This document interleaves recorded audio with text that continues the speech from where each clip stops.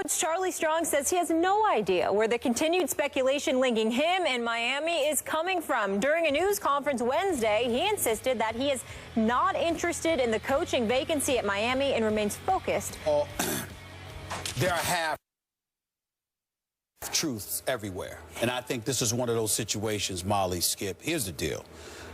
First of all, I can't imagine anybody that's not interested in South Beach. I just can't fathom that. I just can't fathom that. Coral Gables, Skip, you know, that's usually where I'm doing the show from when I'm doing it from Miami. I got to tell you, Austin's a pretty great place to live. You know what? I must admit that. Austin's special. It is. I like Austin, Texas. So one of my best friends in the world, Mark McKnight, lives there. What's up, big boy? Anyway, let me get it. My childhood buddy.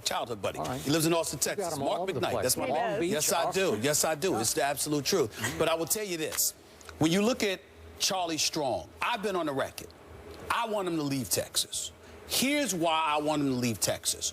He clearly, you know, inherited something empty from Mac Brown. They didn't have strong players. There's not going to be any of his players going into the NFL draft. You know, you just look at him. You just look at what they have. I mean, it was a clear rebuilding project. And then he cleaned house of what was left. That's right. He cleaned house of what was left because it was, you know, you had some people that want to do things the Mac Brown way. He's such an incredibly nice man. Charlie Strong's a disciplinarian. So I never, ever, ever, because people continue to misconstrue this, I never once said he didn't deserve to be the head coach of Texas or he should be fired. I said he should leave. He should get the hell out of there because I believe that the first African-American football coach in the program's history, and Charlie Strong, isn't going to get the support that he needs. I'm not saying that I heard that. I just believe that they're accustomed to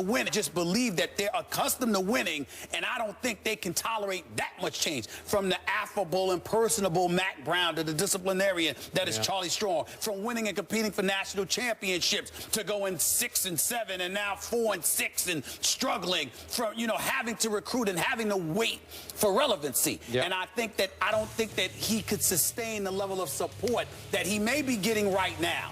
So for the sake of him and his family, I thought it would be best for him to leave.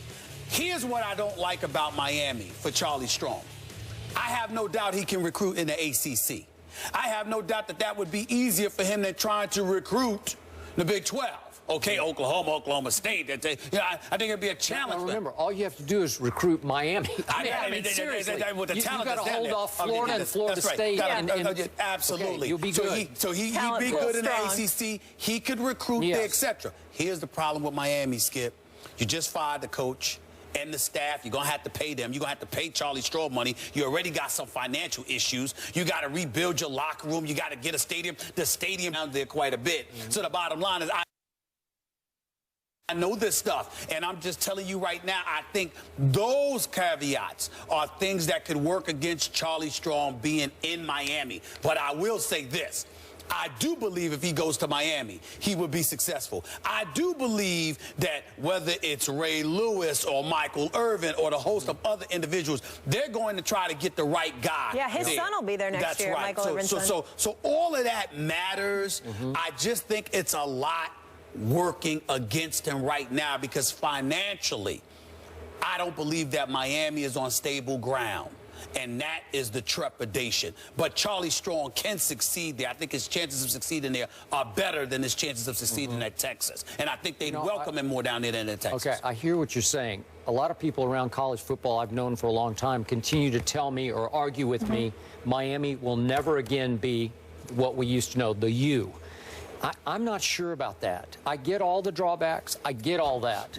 But when you have such a powerful alumni base of ex-pro athletes or pro athletes. Ed Reed, Ray Lewis, I mean, all of them. I mean, hey, oh my goodness. I mean, if you mobilize the troops, it would just seem like you could rebuild that into at least a semblance of what they used to be. To me, again, you have to hold off Florida and Florida State in the state of Florida. You have to start winning some of those recruiting battles. I don't know how you couldn't turn this around. But, okay, now back to what happened yesterday. Let's start from the start. When you first broached this subject, Texas had just lost to Cal, 45-44. Then they botched a late punt. They had Oklahoma State, still unbeaten. They had them beaten at home. at Austin, okay? Remember the 50-0 to TCU. Oh, but I'm saying, but at that point, when we first talked about it, I'm saying, man, give this guy a chance. Then it goes up. They go to TCU. They've been a horrible road team. They go to TCU and lose 50-7, and some of their other road losses. The opener at Notre Dame was 38-3. Right.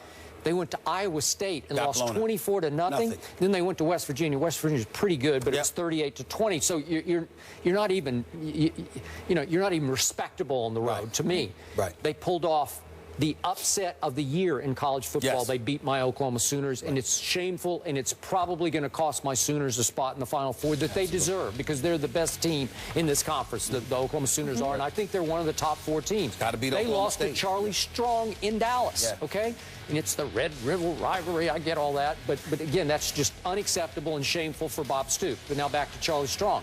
Yesterday, it came across to me and several reporters who were at this press conference that Charlie went out of his way to readdress rumors that were going away. Like you're bringing it up as if Dan Wilkin of USA Today, who's excellent on college football. Yes, he is. He brought up the point that it came across that he was actually throwing fuel onto the fire by continuing to go on and on about rumors that seem to be fading away. Like, I've got to readdress this, as if you want it out there. Remember, I could go to Miami. So what's happening right now? Well, they just lost to West Virginia, so they've fallen to 4-6 on the way to maybe 4-8. They've got Texas Tech at home. That could be close. They got a shot that one. Then they have to go to Baylor, and I don't think that will be close. They're not beating Baylor. So whatever. Let's say they do finish 4-8. Well, Charlie be off to a pretty rocky start at Texas, because that would make him 10-15 in his first 2 years. They did make a bowl last year at 6-6, for what that's worth, but it wouldn't be too pretty. Now, have I heard anything from my sources in Texas that he's on any kind of hot seat? Absolutely not. Right. I think the alums are just buckled up. They're ready to get through the night here, because this is a tough rebuild. So maybe next year it would start to click in that people would be, wait a second, Charlie, now this is your recruits are starting to kick in here. I would say this. It's a tough rebuild. If they're supportive of him, as you say they are. I think they are right now. Then I would say, then I would change my tune and say, yeah, he should stay at Texas, because I think they got more money, better program, better facility, etc. It's first class. It's first class. But here's where my question, let me challenge you with what you said earlier.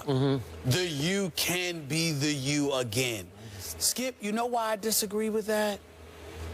It wasn't just about the competition. It was about the mystique.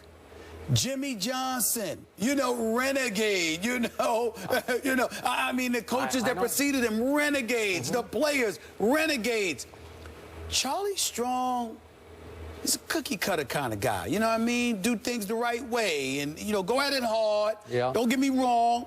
Take no prisoners, go for it, be physical, etc. But, just a stand-up guy, I mean, he doesn't want renegades. And I think that's part of the appeal of that Miami had with Vinny Testaverde and those boys coming to the national championship game with military gear on. I mean, it was something special to watch. That's Jimmy all day, But I'm just saying, that kind of stuff matters, because the reason why the U was because it drew you in nationally.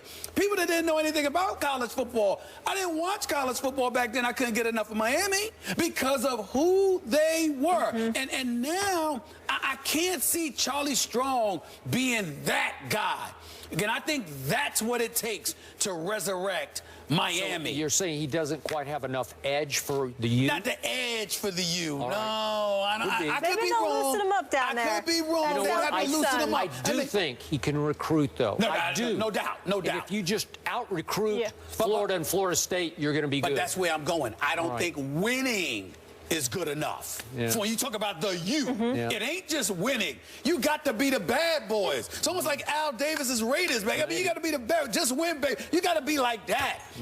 That's what makes the you appealing, because they got too many distractions in South Beach. You got to have something other than just winning football games to lure you in. Trust me on that. I think it'll work. The Longhorns' next game is on Thanksgiving. They're against Texas Tech.